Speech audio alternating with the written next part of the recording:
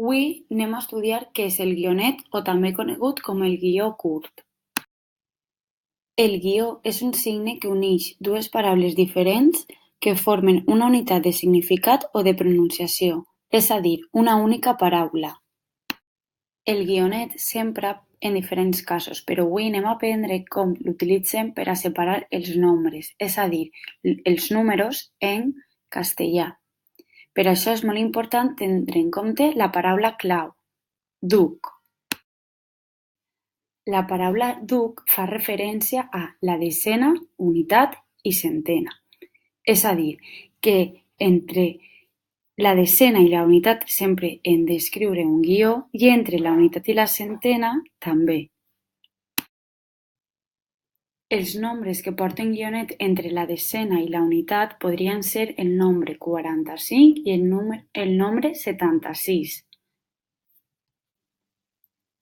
Ací també tenim dos exemples més que fan referència a les desenes i a les unitats, el nombre 40 i el nombre 32.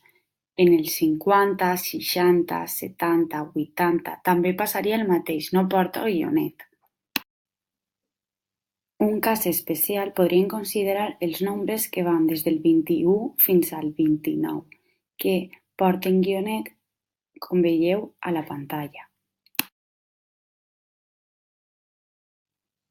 Un altre exemple podria ser els nombres que estan formats per unitat i centenes, és a dir, el 200, 300, 400. Tots aquests porten guionet entre la unitat i la centena.